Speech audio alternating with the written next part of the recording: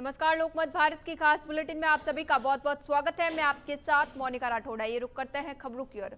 अमेरिकी राष्ट्रपति Donald Trump ने सोमवार को व्हाइट हाउस में प्रेस ब्रीफिंग के दौरान कहा कि उन्हें नहीं पता वे कब तक जीवित रहेंगे, क्योंकि वे कई लोगों के निशाने पर हैं। उनके इस बयान को हाल ही में उनके निजी रिजॉर्ट में हुई घुसपैठ की घटना से जोड़ा जा रहा है। रविवार देर रात करीब 1:30 बजे एक 20 वर्षीय युवक ने कथित रूप से सुरक्षित क्षेत्र में अवैध प्रवेश की कोशिश की। सुरक्षा एजेंसी के अनुसार युवक के पास शॉटगन और फ्यूल कैन था। सुरक्षा कर्मियों ने उसे रोकने के लिए गोली चलाई, जिससे उसकी मौके पर ही मौत हो गई। युवक नॉर्थ कैरोलिना का निवासी बताया गया है। हालांकि उसकी पहचान सार्वजनिक नहीं की गई है। मामले की जांच जारी है।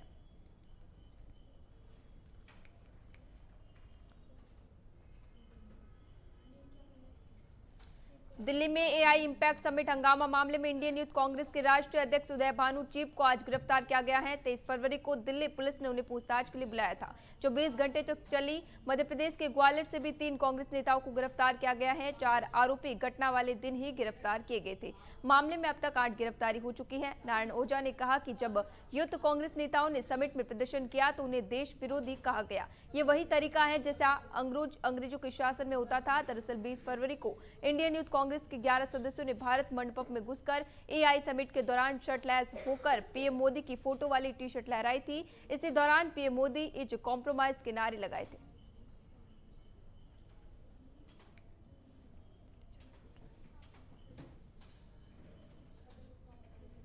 झारखंड से दिल्ली जा रहा रेडबर्ग कंपनी का Beechcraft king air B90L air ambulance सोमवार शाम दुर्घटनाग्रस्त हो गया। विमान ने रांची से शाम 7:11 पर उड़ान भरी थी। लगभग 7:34 पर एयर ट्रैफिक कंट्रोल से उसकी संपर्क टूट गया।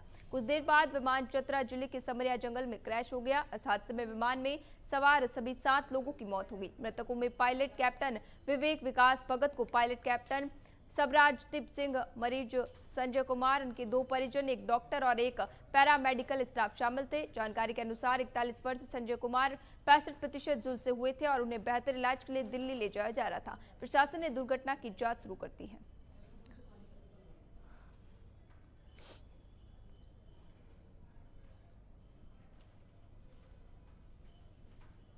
राजस्थान की पूर्व मुख्यमंत्री वसुंधरा राजे के हालिया किशनगढ़, अजमेर और पुष्कर दौरे ने सियासी चर्चाओं को तेज कर दिया है। पुष्कर प्रवास के दौरान उन्होंने बागेश्वर धाम के कथावाचक धीरेन्द्र कृष्ण शास्त्री से मुलाकात की। बताया जा रहा है कि कथा के बाद उन्हें करीब 2.5 घंटे इंतजार करना पड़ा, जिसके बाद शास्त्री ने होटल कक्ष में बुलाकर लगभग 1 घंटे चर्चा की। इसी दौरान राजे ने नारियल भेंट कर आशीर्वाद लिया। सामने आई तस्वीरों में शास्त्री सोफे पर बैठे दिखे, जबकि राजे जमीन पर बैठी नजर आई, जिससे राजनीतिक हलकों में तरह तरह के कयास लगने लगे। हाल ही के दिनों में राजे धार्मिक कार्यक्रमों में सक्रिय दिखाई दे रही है। ऐसी उनकी राजनीतिक रणनीति और भाजपा नेतृत्व को संदेश के रूप में भी देखा जा रहा है। अब सबकी नजर इस मुलाकात के संभावित सियासी असर पर है।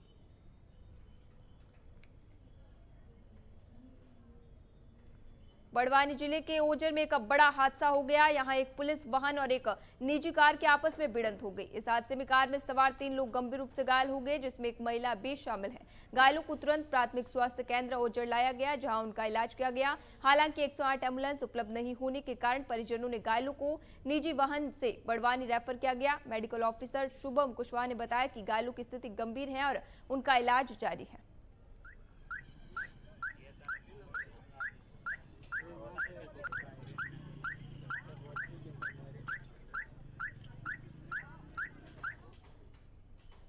मंदसौर में 20 फरवरी 2026 को गांधी चौराहे पर हुए पुतला दहन मामले ने सियासी तूल पकड़ लिया है। जिला कांग्रेस कमेटी ने इस घटना को लेकर पुलिस अधीक्षक को ज्ञापन सौंपते हुए आरोप लगाया कि कुछ लोगों द्वारा राष्ट्रीय नेताओं के खिलाफ आपत्तिजनक नारेबाजी और पुतला दहन किया गया, जिससे शहर का माहौल बिगड़ सकता था। ज्ञापन में कांग्रेस पदाधिकारियों ने कहा कि घटना के दौरान पुलिस मौजूद थी, उसके बावजूद इस तरह की गतिविधि को रोका नहीं गया। कांग्रेस ने संबंधित लोगों के खिलाफ एफआईआर दर्ज कर सख्त कानूनी कार्रवाई की मांग की है। कांग्रेस नेताओं का कहना है कि लोकतांत्रिक व्यवस्था में विरोध का अधिकार है, लेकिन अशोभनीय भाषा और उकसावे वाली हरकतें स्वीकार नहीं है। वही इस मामले को लेकर शहर की राजनीति गर्मा गई है और आगे भी ये मुद्दा चर्चा में रहने की संभावना है। देखिए, भारतीय जनता पार्टी के गुंडे मंदसौर के कांग्रेस कार्यालय पर आकर हमारे राष्ट्रीय अध्यक्ष आदरणीय मल्लिकार्जुन खड़गे जी और राहुल जी के चित्र पे कालिक पोतने का कृत्य करा है। कांग्रेस हमेशा गांधीवादी विचारधारा की प्रेरक रही है, हमेशा गांधीवादी तरीके से अपनी बात रखती है। और ये भारतीय जनता पार्टी मंदसौर के गुंडे ये समझ ले कि आज के बाद कल भी आएगा। जिस दिन कांग्रेस की सरकार आएगी हिसाब देना मुश्किल हो जाएगा। इन गुंडों को पुलिस पूरी संरक्षण दे रही है, भाजपा के गुंडों को। इन गुंडों को हमें ये आभास नहीं था कि ये आके इस तरह का कृत्य करेंगे, नहीं तो कांग्रेस दो दो हाथ करने के लिए तैयार खड़ी थी। आने वाले दिनों में भाजपा को इसका जवाब दिया जाएगा। और जिस दिन कांग्रेस की सरकार बनेगी, आपके चैनल के माध्यम से कह रहा हूं, हमें नामजद पता है वो गुंडे तो हमारे कार्यालय पे घुसने का प्रयास कर रहे थे, उन्हें उस दिन हिसाब किया जाएगा। भारतीय जनता पार्टी और कार्यकर्ताओं ने किया वो दुर्भाग्यपूर्ण है, अलोकतांत्रिक है, अप्रिय है। और सरकारें रही है, सरकारें आई हैं, हर कोई सत्ता ये परिवर्तन होता रहता है, लेकिन किसी के कार्यालय में घुसकर महान पुरुषों को या उनके लीडर को इस तरीके से करना ये दुर्भाग्यपूर्ण है और ये अलोकतांत्रिक व्यवस्थाओं के खिलाफ है। पुलिस से जो अपेक्षा थी वो पुलिस ने वो पूरी नहीं की। और अब हम सबकी ये चेतावनी और निवेदन है कि जब कांग्रेस जनता के हितों के लिए उतरेगी सड़कों पे तो पुलिस ऐसे ही क्या मुखदर्शक बनकर खड़ी रहेगी, ये निवेदन है। और जिनने ये प्रयास किया उनके खिलाफ कार्रवाई करने का एक हमारा निवेदन है। भारतीय जनता पार्टी के कार्यकर्ताओं ने जिला कांग्रेस पर एक प्रकार से हमला बोला, निश्चित रूप से ये निंदनीय कृत्य है और इसकी हम कड़े शब्दों में निंदा करते हैं। और प्रजातंत्र में ठीक है, विरोध प्रदर्शन एक स्वाभाविक प्रक्रिया, लेकिन ये विरोध प्रदर्शन नहीं होकर साफ साफ गुंडागिरी दिखाई दे रही थी। और सबसे बड़ी बात यह है कि जब कोई कांग्रेस बिल्कुल शांतिप्रिय ढंग से अगर पुतला दहन करती है तो पुलिस, फायर ब्रिगेड सारी चीजें आ जाती है। लेकिन कल जब हमारा माननीय नेता विपक्ष राहुल जी गांधी का पुतला दहन जब इन भारतीय जनता पार्टी के लोगों ने किया तो पुलिस मुख दर्शक बनकर खड़ी रही। विगत दिनों में जो भारतीय जनता पार्टी और युवा मोर्चा के द्वारा जो विरोध प्रदर्शन किया गया तो उसी बात से नाराज होकर इन लोगों के द्वारा आज ज्ञापन दिया गया है। ज्ञापन श्रीमान पुलिस अधीक्षक महोदय का अवगत करा दिया गया है, तो यथानुसार कार्रवाई की जाएगी। बैतूल जिला मुख्यालय पर चोरों का आतंक थमने का नाम नहीं ले रहा है। बीते 2-3 दिनों के अंतराल में बैतूल कोतवाली थाना क्षेत्र के अलग अलग इलाकों से मिले सीसीटीवी फुटेज के आधार पर पता चला है कि चोर गिरोह की चौकड़ी चोरी की वारदात को अंजाम देने की फिराक में उनके द्वारा टारगेट किए गए घरों के आसपास अपने मंसूबों को अंजाम देने की कोशिश करते हुए नजर आ रहे हैं। चोरों की ये चौकड़ी वहां पर लगे सीसीटीवी में कैद हुई है। 1-2 घरों में चोर अपने मंसूबों में कामयाब भी हो जाते, लेकिन घर मालिक के जाग जाने के कारण ये चौकड़ी कामयाब नहीं हो सकी। 1-2 लोगों ने अपने घरों में हुई असफल वारदात की शिकायत कोतवाली पुलिस को की है। कोतवाली थाना प्रभारी देवकरण डहेरिया ने मीडिया को बताया कि थाना इलाके के एक व्यक्ति द्वारा चोरों द्वारा घर गेट में लगे ताले को तोड़ा गया था, लेकिन उनके जाग जाने के कारण चोर वहां से भाग गया। उस इलाके में 2 और अंत घरों में भी चोरों ने चोरी की घटना को अंजाम देने का प्रयास किया था।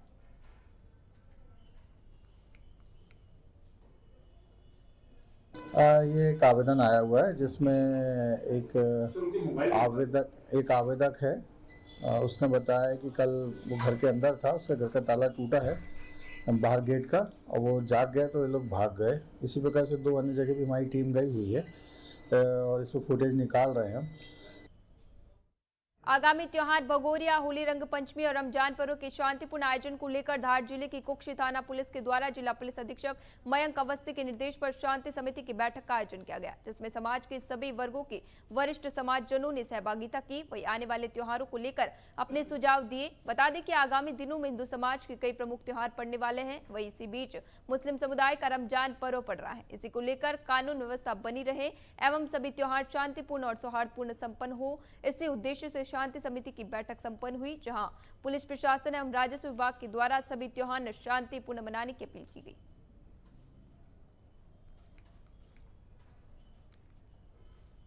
ये जैसा आपको विदित है, आगामी समय में हमारे क्षेत्र का महत्वपूर्ण त्यौहार भगोरिया, होली, रंग पंचमी और ईद उल फितर, ये सभी महत्वपूर्ण त्यौहार हैं।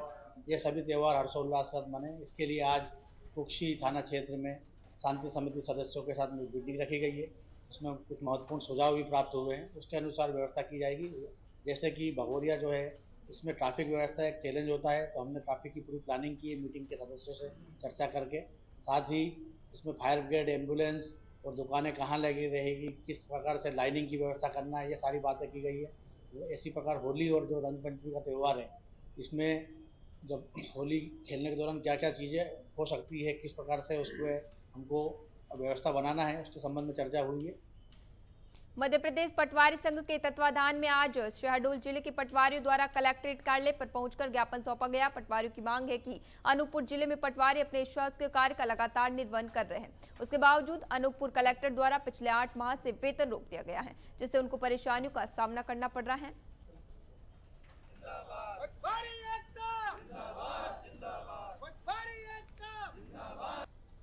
से लगातार पटवारियों को वेतन देने में बड़ी दिक्कत करें। हर महीने की 30 तारीख को उनको वेतन रोक दिया जाता है, फिर जद्दोजहद करने के बाद दिया जाता है। पिछले महीने जनवरी से वेतन नहीं दिया गया। 6 बजे के बाद वहाँ समीक्षा की जाती है, रात 10 बजे तक, जिसमें महिलाओं को बैठाया जाता है। दूसरा सर, 30 पटवारियों को अकारण निलंबित कर दिया गया है। तीसरी चीज़ सर, जिनमें कोर्ट में प्रकरण चल रहे हैं उनमें पटवारियों किसी को 10,000, किसी को 2,500, किसी को 3 ऐसे करके कम से कम 3 लाख रुपये पटवारियों को दंडारोपित कर दिया गया। सोमवार को गोंडवाना गणतंत्र पार्टी के जिला अध्यक्ष देवरावन बलावे के नेतृत्व में लगभग 300 से 400 लोगों की उपस्थिति में मानसरोवर कॉम्प्लेक्स के सामने एकत्रित होकर एक विरोध प्रदर्शन आयोजित किया गया। ये प्रदर्शन 16 फरवरी को तेलंगाना विधायक टी राजा सिंह के छिंदवाड़ा पोला ग्राउंड में आयोजित बजरंग दल के कार्यक्रम में मुस्लिम समुदाय के लिए की गई तल्ख एवं भड़काऊ भाषण के विरोध में किया गया। गोंडवाना गणतंत्र पार्टी द्वारा बिना किसी अनुमति की रैली निकालने की कोशिश की गई, जिसे प्रशासन द्वारा रोक दिया गया। प्रशासन ने रैली को कलेक्टर कार्यालय से जाने से रोक दिया, जिसके बाद मौके पर उपस्थित एसडीएम छिंदवाड़ा को ज्ञापन देकर रैली मानसरोवर कॉम्प्लेक्स के पास संपन्न कराई गई। इस विरोध प्रदर्शन में मुस्लिम समाज के लगभग 125 से 150 युवा भी शामिल हुए थे। प्रशासन द्वारा स्थिति को नियंत्रित करने के लिए आवश्यक कदम उठाए गए और कानून व्यवस्था बनाए रखने के लिए पुलिस बल तैनात किया गया।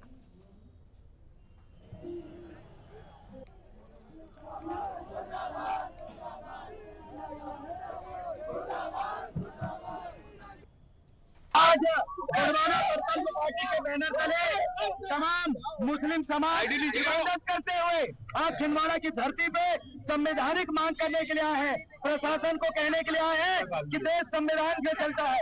एक व्यक्ति टी राजा सिंह यहाँ पर आकर मारने, काटने और चंद मुस्लिम समाज जो भाई लोग हैं उनके खिलाफ विवादित बयान देता है।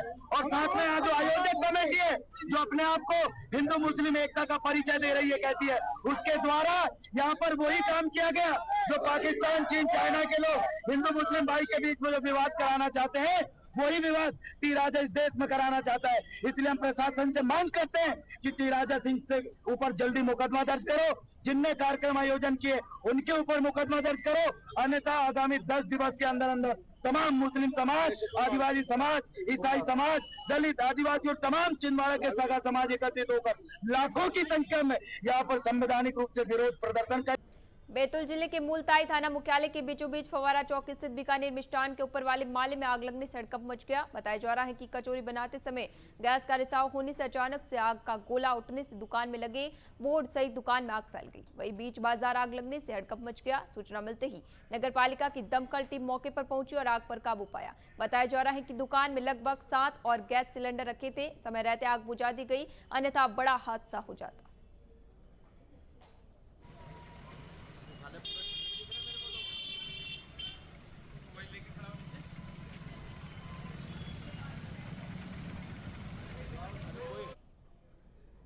बैतूल जिला पुलिस अधीक्षक वीरेंद्र जैन द्वारा जिले में अवैध गतिविधियों पर प्रभावी रोक लगाने हेतु समस्त थाना प्रभारियों को विशेष निर्देश जारी किए थे। इसी को लेकर भैंस संदेही थाना पुलिस को सूचना मिली कि धामनगांव तरफ से एक स्कॉर्पियो वाहन में भारी मात्रा में अवैध शराब भैंस संदेही तरफ जा रही है। सूचना पर तत्काल कार्रवाई करते हुए थाना प्रभारी द्वारा रात्रि गश्त स्टाफ को निर्देशित किया गया। पुलिस टीम ने स्वतंत्र साक्ष्यों की उपस्थिति में बताए गए वाहन को रोका, जो पुलिस को देखकर स्कॉर्पियो वाहन चालक अंधेरे का फायदा उठाकर भाग गया एवं बाजू में बैठे व्यक्ति को स्टाफ की मदद से पकड़ा। वाहन की तलाशी पर 262.64 लीटर अंग्रेजी अवैध शराब जब्त की गई, जिसकी मार्केट में कीमत 3 लाख से ज्यादा बताई जा रही है।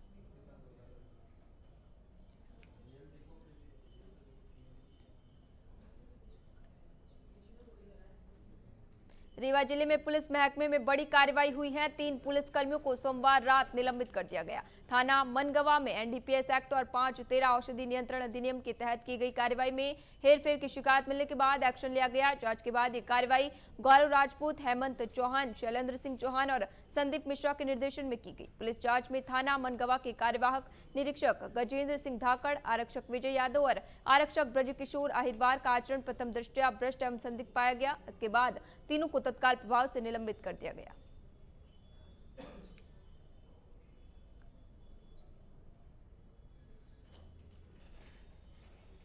मध्य प्रदेश के रीवा जिले के गुड क्षेत्र के पुरास गांव में तालाब की भूमि से अतिक्रमण हटाने पहुंची प्रशासनिक टीम को ग्रामीणों के तीखे विरोध का सामना करना पड़ा।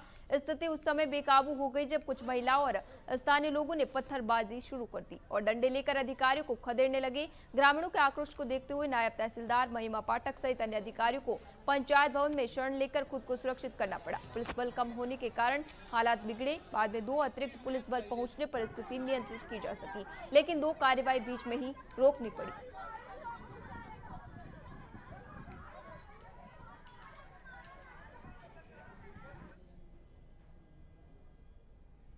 मध्य प्रदेश के अमानगंज से एक ऐसी खबर सामने आई है जिसने मानवीय संवेदनाओं को झकझोर कर रख दिया है। ग्राम ककरहाई में 2 दिनों से लापता एक 22 वर्षीय युवक बलिराम चौधरी का रक्त रंजित शव मिलने से पूरे इलाके में दहशत का माहौल है। बलिराम महज 2 दिन पहले ही मजदूरी कर बाहर से घर लौटा था। परिवार खुश था, लेकिन क्या पता था कि खुशियों पर मातम का साया मंडरा रहा है। सोमवार को खेत की एक झोपड़ी के पास उसका शव मिला, जिसके सिर और आंखों पर गहरे जख्म के निशान थे। घटनास्थल का नजारा बेहद खौफनाक था। पास ही में रोटियां और खाना बिखरा पड़ा था। ऐसा प्रतीत होता है कि हत्या से ठीक पहले ही वहां कोई पार्टी चल रही थी। मौके पर पहुंची अमानगंज पुलिस ने शव को पोस्टमार्टम के लिए भेज दिया है और संदिग्धों की तलाश तेज कर दी गई है। विगत कई माह से परिवहन विभाग द्वारा लगातार की जा रही ट्रक चालकों से वसूली के बाद अब एक और नया कारनामा सामने आया है, जिसमें आरटीओ में काम करने वाले एजेंट ने जिला परिवहन अधिकारी मनीष त्रिपाठी और दर्शना बागड़े से सांठगांठ करने के बाद वाहन स्वामी के रजिस्टर्ड मोबाइल में बिना ओटीपी दिए एक कार का ट्रांसफर कर दिया। हैरानी की बात तो ये रही कि वाहन ट्रांसफर के इस पूरे मामले में की जा रही कार्यवाही के दौरान वाहन सहित क्रेता विक्रेता की फोटो भी नहीं हुई। जब वाहन स्वामी को इस पूरे मामले की भनक हुई तो उनके पैरों तले जमीन फिसल गई। आनंद फानन में गाड़ी मालिक ने परिवहन विभाग द्वारा अपने साथ किए गए इस फ्रॉड की शिकायत मुख्यमंत्री ऑनलाइन से जिला परिवहन अधिकारी कार्यालय रीवा में की और आरटीआई लगाकर एनआईसी द्वारा रजिस्टर्ड वाहन स्वामी के मोबाइल में भेजे जाने वाले ओटीपी की जानकारी मांगी, जिसका परिवहन विभाग के अधिकारियों ने जवाब देते हुए बताया कि ये जानकारी उनके कार्यालय में संधारित नहीं है। मैंने आज से 4-5 महीने पहले एक गाड़ी ली थी, POV 2015 मॉडल। वो दिल्ली से गाड़ी आई थी। एनओसी मेरी माता जी के नाम आई थी, सुनीता सिंह के नाम आई थी। तो क्या हुआ कि वो जो एजेंट था जिसने मतलब मेरी मम्मी के नाम गाड़ी करवाया था, वो एजेंट जो है बोला कि मतलब फिर हमारी गाड़ी लगी थी वहाँ पे सोलर प्लांट में, वहाँ से निकली तो हमने सोचा कि अब तो गाड़ी निकल गई, उसके पैसे नहीं मिल रहे, तो हम लोगों ने सोचा सेल कर देते हैं। तो एजेंट बोला कि पार्टी बुलाया, ये पार्टी है। एजेंट आपके पूर्व परिचित का था? एजेंट हाँ पूर्व, क्योंकि वो गाड़ी जो पहले हमारे नाम पे थी तो उसी ने कराया था। तो बोला बुलाया, तो ये बोला आरटीओ में बुलाया। पहले हम लोग गाड़ी बेचने के लिए गए थे, तो वो बोला कि अभी तो ये नंबर जो है डिजिटल नहीं है, वही सब कराया था गाड़ी का काम। तो ये गाड़ी का नंबर जब तक डिजिटल नहीं होगा तब तक गाड़ी ट्रांसफर नहीं होगी। कागज में दस्तखत ले लिया मम्मी से, क्योंकि मम्मी पढ़ी लिखी नहीं, तो जो कर दिया तो दे दिए कागज, उसमें कर दिए आरटीओ में। ये दस्तखत कब लिए गए? ये दस्तखत लिया गया था 29 दिसंबर 2025 को। ग्वालियर में डिजिटल अरेस्ट करने का दूसरा बड़ा मामला सामने आया है। एयरफोर्स से रिटायर्ड 90 साल के बुजुर्ग को पत्नी सहित डिजिटल अरेस्ट किया गया है। साइबर ठगों ने दिल्ली सीबीआई अधिकारी बनकर उनके दस्तावेज पर फ्रॉड किए जाने का झांसा दिया और फिर 2,52,16 रुपए ठग लिए। 28 जनवरी से लेकर आज दिनांक तक उनको डिजिटल अरेस्ट किया हुआ था। ठगी का एहसास होने के बाद इसकी शिकायत साइबर क्राइम पुलिस ने की है। वही साइबर क्राइम पुलिस ने अज्ञात ठगों के खिलाफ मामला दर्ज कर कार्रवाई शुरू कर दी है। सीनियर सिटीजन है, लगभग 90 ईयर्स की इनकी एज है और एयरफोर्स से रिटायर हुए हैं। ये ग्वालियर में अपनी पत्नी के साथ अकेले रहते हैं, बच्चे बाहर सेटल्ड हैं। 28 जनवरी को इनको फ्रॉडुलेंट कॉल आए। उस कॉल में इनसे कहा गया कि इनके डॉक्यूमेंट का उपयोग करके फ्रॉड हुआ है और इनको डराया गया। तो उसके कारण इन्होंने अलग अलग डेट्स में काफ़ी अमाउंट जो है ट्रांसफ़र किए डिफरेंट बैंक अकाउंट्स में। बैंक को जब ये महसूस हुआ कि कुछ इसमें फ्रॉड हो सकता है तो बैंक के माध्यम से ये क्राइम ब्रांच पहुंचे हैं। तो इसमें अभी इनकी एफआईआर दर्ज की जा रही है। एफआईआर के बाद इसमें इन्वेस्टिगेशन में क्लियर होगा कि इनका जो पैसा है किन किन अकाउंट्स में गया और कौन कौन लोग इसमें इन्वॉल्व है। देखिए, ये जो डिजिटल अरेस्ट के मामले हैं, बीच में काफ़ी अवेयरनेस कैंपेन चलाए गए थे और काफ़ी मामले कम हुए हैं। अभी 2 घटनाएं विगत 2 महीनों में प्रकाश में आई है। छतरपुर जिले के बारीगढ़ में उस समय सनसनी फैल गई जब पशु चिकित्सालय परिसर के पीछे एक अज्ञात शव मिलने की खबर सामने आई। सुबह इलाके के लोगों की नजर जब झाड़ियों के पास पड़े शव पर पड़ी तो पूरे क्षेत्र में हड़कंप मच गया और तत्काल पुलिस को सूचना दी गई। सूचना मिलते ही जुजाड़ नगर थाना पुलिस मौके पर पहुंची और घटनास्थल का जायजा लिया गया। शुरुआती जांच में मृतक की पहचान रोनी उर्फ कल्लू कुशवाहा निवासी कबरे के रूप में हुई। हालांकि मौत किन परिस्थितियों में हुई है ये अभी रहस्य बना हुआ है। पुलिस ने मामले की गंभीरता से लेते हुए एफएसएल और डॉग स्क्वाड की टीम को मौके पर बुलाया। जांच के दौरान घटनास्थल से कुछ दूरी पर सल्फास की गोली और उसकी डिब्बी बरामद होने से मामला और भी संदिग्ध हो गया है। वहीं पुलिस आसपास के लोगों से पूछताछ कर हर पहलू से जांच में जुटी हुई है ताकि इस रहस्यमय मौत का सच सामने आ सके।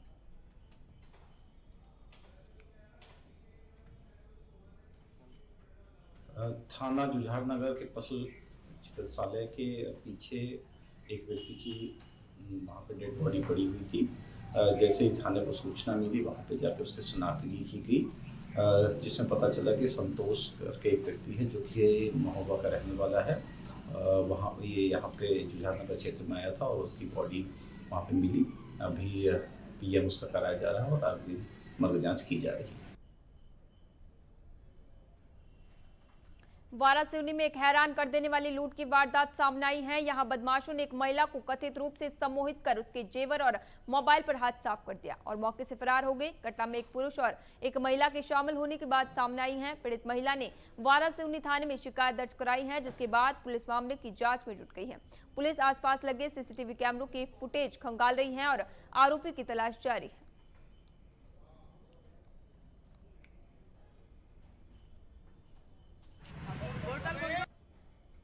क्या नाम लिखते हैं आप? विद्या ठाकरे लिखती हूँ भैया। कहाँ के रहने वाले आप? Ward number 15 Waraseoni. अच्छा, क्या काम करते हैं आप? सब्जी की दुकान है भैया।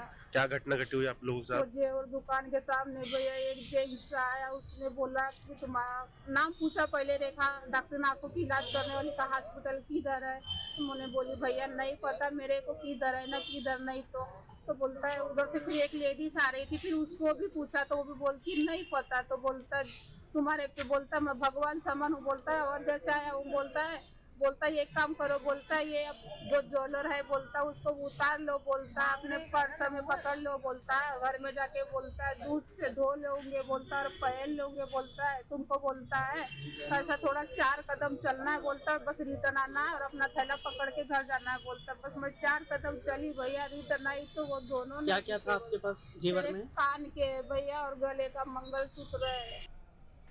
ग्वालियर में स्टंटबाजों को रोकना एक महिला को भारी पड़ गया। यहां भीड़ ने महिला के घर पर हमला कर दिया। ये पूरा मामला थाटीपुर थाना क्षेत्र के 60 फीट रोड का है। दरअसल यहां सड़क स्टंट के दौरान विवाद हुआ था। महिला ने बच्चों को चोट लगने की बात कहकर स्टंटबाजों को रोकने की कोशिश की थी। इसी बात पर दोनों पक्षों में विवाद हो गया। यहां एक पक्ष ने जमकर महिला के घर पर पथराव किया, वहीं इस पत्थरबाजी का वीडियो सोशल मीडिया पर भी वायरल हो रहा है। घटना की जानकारी लेकर पुलिस ने मामला दर्ज कर जांच शुरू कर दी है।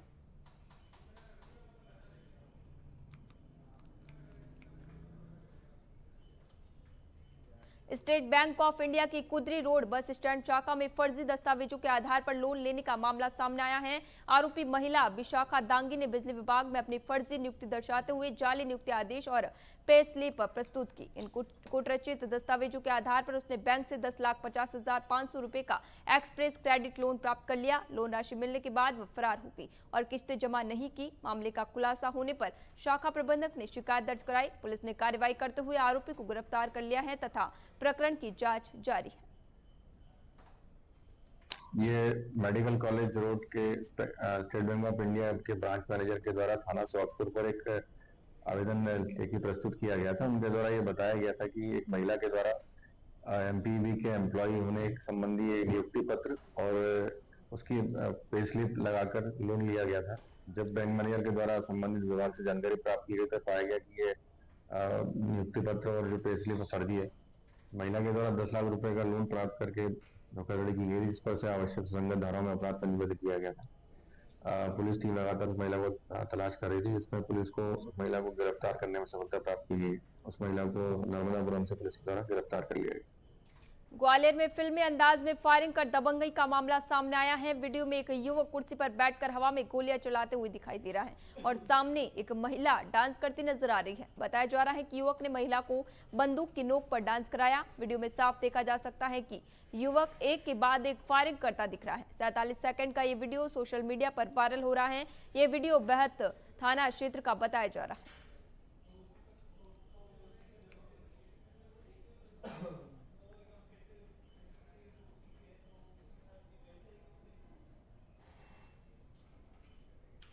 ग्वालियर में एलिवेटेड रोड के नीचे अतिक्रमण की जद में आ रहे 28 निर्माण कार्य को प्रशासन ने आज तोड़ना शुरू कर दिया है। इसी दौरान सुरक्षा के भारी इंतजाम किए गए हैं। लोगों को मकान में से बाहर निकालकर टीन सेट के नीचे विस्थापित किया गया है। मौके पर मौजूद सेतु विभाग के अधिकारी योगेंद्र यादव का कहना है कि जिन अतिक्रमणों को हटाया जा रहा है वही एलिवेटेड पुल के नीचे आ रहे थे, जिससे कभी भी कोई भी हादसा हो सकता था। इसके अलावा ये लोग सरकारी जमीन को घेर कर यहाँ रह रहे थे। प्रशासन का कहना है कि जहां जहां भी अतिक्रमण है वह सभी अतिक्रमण हटाया जाएगा। फिलहाल अतिक्रमण हटाने की मुहिम जारी है।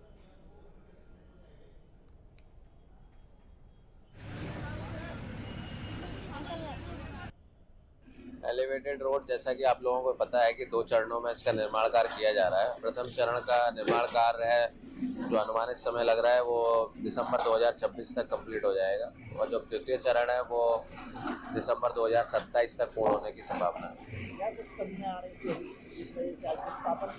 जैसे कि आपको पता है कि ये पूरा प्रोजेक्ट पहला ऐसा प्रोजेक्ट है मध्य प्रदेश का जो सबसे लंबा फ्लाईओवर है और दूसरी बात यह है कि पूरे शहर के बीचों बीच जा रहा है। जब बीचों बीच शहर के जाता है तो घनी आबादी रहती है, तो कई जगह बहुत जगह भूअर्जन करना पड़ता है। कई जगह ऐसा भी होता है कुछ अतिक्रमण होता है तो वो भी हटाना पड़ता है। तो ये चैलेंजेस इस प्रोजेक्ट के साथ जुड़े हुए हैं। राजस्थान कोटा के बोरखेड़ा क्षेत्र में रहकर नीट की तैयारी करे मध्य प्रदेश के छात्र लोकेश दांगी का शव 7वें दिन अंता के पास नहर में मिला है। मध्य प्रदेश के राजगढ़ जिले के खिलचीपुर थाना क्षेत्र के भादाहेड़ी गांव निवासी 24 वर्षीय लोकेश दांगी 17 फरवरी की दोपहर अपने हॉस्टल से बिना बताए निकल गया था। दोपहर 3:35 पर सीसीटीवी फुटेज में लोकेश गुलाबी शर्ट, लोअर और कैप पहने हॉस्टल से बाहर जाता दिखाई दिया, लेकिन इसके बाद वह वापस नहीं लौटा। गायब होने के दूसरे दिन कैथून क्षेत्र की नहर के पास एक व्यक्ति ने पुलिस को सूचना दी, जहां से मोबाइल, जूते, मोजे, घड़ी, कैप सहित अन्य सामान बरामद हुआ। परिजनों ने सामान की पहचान लोकेश के रूप में की। इसके बाद पुलिस और एसडीआरएफ की टीम ने नहर में लगातार सर्च अभियान चलाया। कई किलोमीटर तक गोताखोरों द्वारा तलाश की गई। आखिरकार 7वें दिन लोकेश का शव अंता के पास नहर में मिला।